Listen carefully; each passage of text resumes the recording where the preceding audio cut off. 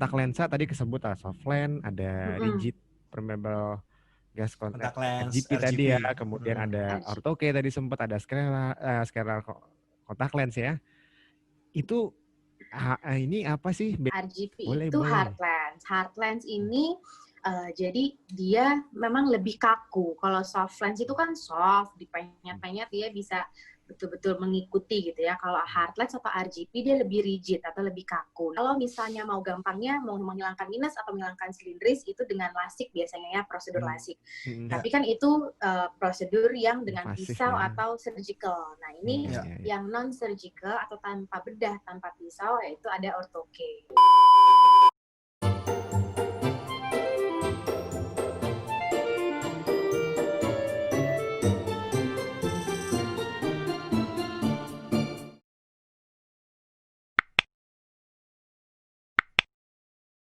Nah, tadi Kadamara kan sempat cerita juga kontak lensa tadi kesebut soft lens, ada rigid permeable gas contact RGB tadi ya, kemudian ada ortho K tadi sempat, ada scleral kontak lens ya. Itu ini apa sih bedanya? Benda apa lagi tuh benda? Iya, padahal pasti orang-orang taunya orang-orang juga taunya cuma soft lens aja. Kalau kita bilang nih edukasi, kontak lens, berarti yang mikirnya yang dibeli di mall-mall, yang dibeli di optik, itu yang mereka pikirkan. Oke, jadi RGP dulu ya, RGP itu hard lens. Hard lens ini jadi dia memang lebih kaku. Kalau soft lens itu kan soft, dipenyet-penyet dia bisa betul-betul mengikuti gitu ya. Kalau hard lens atau RGP dia lebih rigid atau lebih kaku. Namanya rigid gas permeable contact lens. RGP ini secara kosmetik dia memang bukan buat kosmetik ya, karena RGP tidak ada warna, nggak kelihatan. Tapi secara perbaikan optimalisasi penglihatan itu sangat baik. Apalagi kalau misalnya pasiennya tidak bisa dikoreksi dengan baik dengan soft lens, atau misalnya pasiennya ada silindris 2,5 misalnya, bahkan 3 dan 4 itu dengan RGP baik banget, bagus sekali. Lalu misalnya pasiennya dengan soft lens itu udah kering matanya, ada reaksi alergi, nah pakai RGP ini biasanya juga baik. Dan kalau sudah RGP, sudah pakai RGP itu sebaiknya di fitting dulu tadi yang disebut-sebut tadi kebaya tadi, itu sangat wajib hukumnya untuk RGP. Dan kenapa RGP nggak populer? Karena RGP nggak bisa didapatkan di mall, internet, itu jarang. Iya, karena susah kan, kita harus fitting dulu, repot, harus gonta-ganti fitting, kelengkungannya, diameternya, lebarnya dan lain-lain gitu kan, tingginya atau sagittal depth-nya dan macam-macam. Jadi kalau misalnya RGP ini mungkin orang-orang mau beli ke mall juga repot, mendingan nggak usah gitu kali ya. Bingung. Nah, nggak ketemu yang pas. Mendingan datang aja ke Kak Damara. karena range-nya, base curve-nya tuh luas banget kan, jadi memang harus fitting gitu. Tapi kalau dari nyaman yang mana sih kalau dari orang-orang gitu, kalau soft lens sama RGB gitu? Lebih nyaman RGB kah? Untuk initial comfort-nya memang nyamanan soft lens, makanya soft lens itu lebih populer ya. RGP itu dia harus kenalan dulu, tak kenal maka tak sayang memang. Boleh. Jadi kenalan dulu berapa hari, biasanya ada yang 3 hari, ada yang 5 hari, ya udah nyaman, biasanya baru nggak berasa apa-apa. Awalnya biasanya ganjal-ganjal dulu sih. Seru juga deh. Terus kalau yang mungkin, lain tadi kan, nah Mas Bandung sama Mas Albam udah pernah dengar namanya ortho K belum? Orthokeratologi. Ini barusan apa dijelasin. Apa tuh? Okay, jadi ini menarik. Jadi ini menarik kan. Pura-pura nggak tahu ya. Pura-pura ya. Pura-pura biar seru aja, Biar seru aja. biar ngobrol lama. Ada 2 indikasi nih kalau ortho K. Jadi ortho K itu yang pertama, ortho K itu adalah lensa kontak yang di metode lensa kontak yang dapat mereshape kornea. Jadi istilahnya kalau misalnya mau gampangnya mau menghilangkan minus atau menghilangkan silindris itu dengan lasik biasanya ya, prosedur lasik. Tapi kan itu prosedur yang dengan pisau atau surgical. Nah ini yang non surgical atau tanpa bedah, tanpa pisau, yaitu ada ortho K. Ortho K ini juga sama, mainnya di kornea, dia mereshape kornea, dipakainya saat malam, bekerjanya saat tidur. Begitu bangun besok paginya, sling, udah hilang deh tuh minus sama silindrisnya. Dengan ortokenya berarti dilepas ya pagi-pagi? Ya, ortoke jadi kebalik sama lensa kontak yang lain. Ortoke ini didesain khusus untuk dipakainya justru saat malam, saat tidur aja. Karena memang oksigenasinya sangat tinggi dan sudah dibuktikan aman gitu dipakai untuk tidur. Jadi nggak boleh kebalik nih ya mas-mas. Cuma ortoke doang yang boleh dipakai tidur. Yang lain-lain kita pakai kacamata ya? Nggak boleh. Nah terus bisa dicoba kali ya? Boleh. Terus itu yang pertama ya Mas Banu. Jadi besokannya kan udah hilang tuh minus sama silindrisnya. Yang kedua, bagusnya lagi ortoke itu bisa menghambat progresivitas miopia. Jadi misalnya Mas Banu punya bapak minus 8, ibu minus 8. Kemungkinan besar kan Mas Banunya juga bisa mencapai minus 8 ya. Jadi kita mau menghambat progresivitas minusnya. Jadi artinya memang sangat baik kalau digunakan pada di bawah usia 12 tahun, 18 tahun lah gitu. Berarti pada anak-anak tapi dewasa pun juga bisa. Anak-anak bagus banget, tapi walaupun untuk kita-kita juga sebetulnya bisa gitu. Tapi sekali lagi kalau ortoke harus dulu. fitting. Fitting juga ya? Harus fitting, betul. Tapi ortoke itu hanya untuk moderate myopia dan moderate astigmatisme ya, Mas. Jadi untuk high myop nggak direkomend karena kan reshape-nya terlalu besar. Jadi yang sedang-sedang aja. Jadi paling minus 3 gitu. minus 4 ya maksimal ya? Mas Banu, minus 3 minus 4 ya? Maksimal minus 8 masih. Moderate? Oke. Oh, maksimal masih bisa?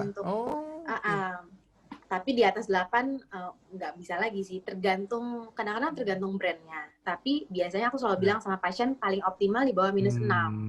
Iya, gitu. Biasanya kalau di atas minus 6 tuh menghambat progresivitasnya kurang oke. Tapi untuk besokannya, untuk kinclong menghilangkan minus dan silindrisnya masih oke. Gitu. Jadi ini solusi juga sih buat kalau yang bilang lasik mahal kan, kalau kontak lens nggak semahal lasik tuh.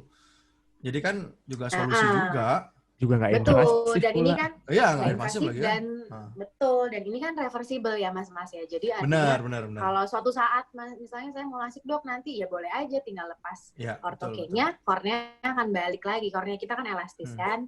Gitu. Aku tuh sering analogikannya tuh ortoke kayak retainer gigi gitu. Mungkin Mas Albert tahu ya. Malam-malam kan pakai retainer, maksudnya untuk gigi supaya memagari gigi. Nah ini seperti kesannya kornea juga dikasih retainer lah, yaitu ortoke ini supaya mereshape kornea ini gitu. Ini bukan retainer Kak, ini pagar Kak. Gigi gue dipagerin. Tapi by the way itu terus ortoke itu kalau dilepas pagi kan dipasang lagi malam tuh, dia bertahan 1 hari itu bertahan bentuk si korneanya itu Kak. Oke, jadi tergantung lamanya penggunanya. Misalnya penggunanya baru pakai sebulan gitu ya. Sebulan itu biasanya masih fluktuatif. Di bawah sebulan masih fluktuatif. Jadi kadang-kadang pastinya pagi itu yang paling optimal nih. Minusnya misalnya minus 4 ya. Minus 4-nya udah hilang banget. Tapi menuju sore, menuju malam pastinya kornea akan kembali ke bentuk semula. Jadi sudah mulai ada nih ukurannya. Tapi semakin lama pemakainya, misalnya udah pakai setahun, 2 tahun, biasanya semakin lama efeknya. Gitu. Oke. Wah, ini yang masyarakat banyak yang belum tahu ya, kayak gini nih ternyata. Jadi mungkin banyak yang nggak tahu betul Mas. Jadi apalagi kebanyakan pasien itu taunya yang kayak gini-gini adanya di luar negeri. Padahal di sini bisa ya. Padahal kita udah banyak. Padahal sama dokter Damar aja bisa loh. IJS kita cukup handal nih untuk fitting ortoke gitu. Luar biasa. Saya boleh Kak. Nanti ditunggu ya Mas Banu sama Mas Albert nanti fitting orto. Gua tuh sebenarnya pakai kacamata tuh gara-gara ingin mengkampen kalau kita minus tuh ya dipakai kacamatanya. Makanya kan sering banyak dokter mata pakai kacamata gitu kan. Justru ini ada ortoke dong. Nah, sekarang beda lagi. Justru ikutin saya pakainya gitu ya. Saya pakainya kontak lens nih gitu. RGB apa ortoke. Ini campaign ortoke ya. Ganti. Iya. Makin canggih ya. Jadi kita harus mengikuti. Iya, benar. teknologi dan ilmu pengetahuan nih keren nih. Jadi informasi bagus nih buat teman-teman semua. Tadi kan udah cerita, gak cuman melulu soft contact lens. Soft contact lens pun ternyata nggak sesimpel itu kalau mau pakai beli di mana, di optik, di mall. Tadi Kak Damara cerita ada bahayanya, yang paling ditakutin adalah kalau ternyata penggunaannya salah, caranya salah, bisa sampai infeksi. Infeksi, kebutaan. Kebutaannya kebutaan yang permanen. Jadi hati-hati guys kalau mau milih buat gaya-gayaan. Apalagi ya, orang buat terapi aja nggak harus hati-hati, apalagi buat gaya-gayaan. Dampaknya penyesalan seumur hidup nanti. Betul. Juga tuh. Karena memang kita pada praktek kita sehari-hari banyak kan ya Mas Alba, Mas Banu benar-benar ketemu pasien yang ya sesimpel karena mereka nggak tahu, jadinya abuse kornea penggunaan softline sudah abuse gitu, jadi ya berlebihan, tidak tepat, jadi ya nggak jarang ya akhirnya berujung kebutaan gitu. Karena kan nggak semua orang ada orang yang bandel pakai softlet tetap aja nggak apa-apa gitu, kayak matanya nggak ada keluhan. Jadi kayak orang nganggapnya dia aja aman, kenapa gua nggak? Akhirnya dia nyoba-nyoba gitu. Tahu-tahu dia nasibnya lain kan, datang udah keratitis, udah aduh. Itu masih mending kalau keratitis, kalau yang udah sampai ulkus kan, itu udah. Nah itu deh. Tadi ada satu lagi loh, Mbak, yang belum, scleral lens. Gimana? Mbak Damara. Oke, jadi ada lagi, ini termasuk baru, memang sebetulnya scleral lens ini udah lama sih, tapi baru populer lagi itu memang ulang, gue ngomong nggak jelas ulang ya. Oke, jadi scleral lens. Scleral lens ini merupakan aku sebutnya seperti kayak perpanjangan tangannya dari RGP lah ya. RGP atau hard lens ini sama scleral lens materinya sama-sama rigid. Mereka juga kayak oksigen, tapi bedanya kalau scleral lens itu tidak menyentuh kornea. Jadi yang menyentuh lensanya itu menyentuhnya di bagian konjungtiva nih, putih-putih mata. Jadi untuk kornea-kornea yang sudah kurang baik, misalnya pasca keratoplasti atau pasien-pasien keratokonus, atau misalnya post trauma yang post ulkus juga bisa. Pokoknya sudah ada lecet atau trauma di kornea yang tidak nyaman dengan RGP. Nah, pakai scleral lens ini baik sekali gitu. Jadi scleral lens ini memang di dalamnya kita isi cairan salin solution. Jadi seperti matanya tuh dibasuh air terus. Jadi kalau misalnya penggunanya matanya kering, ini juga bagus juga indikasi tambahannya untuk dry eye. Jadi dipasang dengan air di dalamnya, lalu udah seperti diberi kornea baru. Biasanya pasien tuh ada yang sampai astigmatnya tuh sangat irreguler, dengan metode apapun biasanya sulit untuk mencapai penglihatan baik. Tapi kalau dengan scleral lens kadang-kadang seringnya bisa mencapai penglihatan 1-0 dengan abrasi kornea yang sangat minimal gitu. Oke, menarik nih. Good. Jadi happy banget kemarin itu ada pasien yang sudah dari mana-mana nih Mas. Jadi pasien ini awalnya cuman operasi pterygium. Operasi pterygium, kita semua kan udah biasa banget ya, operasi pterygium itu umum banget. Nah ternyata dengan kita bersihin pterygium dan otak-atik konjungtiva ternyata bisa jadi astigmat irreguler. Nah ini pasien tiba-tiba jadi astigmatnya itu bisa sampai minus, kalau di otores tuh sampai 12, minus 8 gitu. Tapi kan kalau misalnya di subjektif kan nggak nyampe ya.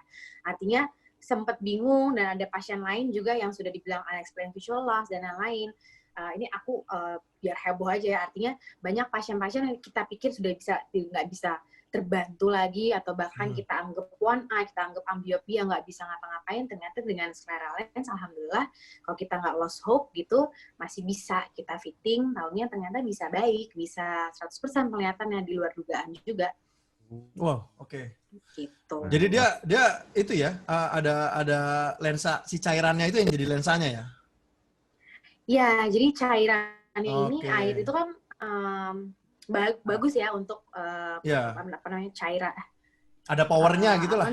Untuk cahaya, melewati cahaya. Untuk artinya karena di dalamnya lensanya ada air, makanya seperti kayak dikasih kornea baru, dan melihatnya langsung Ya. sangat baik. Penggunaannya sama kayak RGP. Penggunaannya scleral lens itu karena di dalamnya kita kasih air, itu lama-lama kan airnya akan surut. Jadi sama kalau bisa nggak dipakai tidur malam gitu. Jadi kadang-kadang dipakai sampai 16 jam. Ada pasienku yang nyaman-nyaman aja dipakai 16 jam. Ya nggak apa-apa, silakan aja. Tapi tidur jangan gitu. Oke. Penting ya berarti kalau semua kontak lens tuh mau ditulis ya all day gitu, tetap nggak boleh dipakai tidur kan berarti Kak? Iya, kecuali tetap dilepas, yang tadi ya? yang saya kecuali ortoke. Kalau ortoke emang saat tidur kan? Ya. Ortoke saat tidur malah dipakai. Nice. Mantap Semoga nih. menarik ya. Wih, jelas menarik lah ini. Habis ini kita lihat coba subscribernya jadi berapa.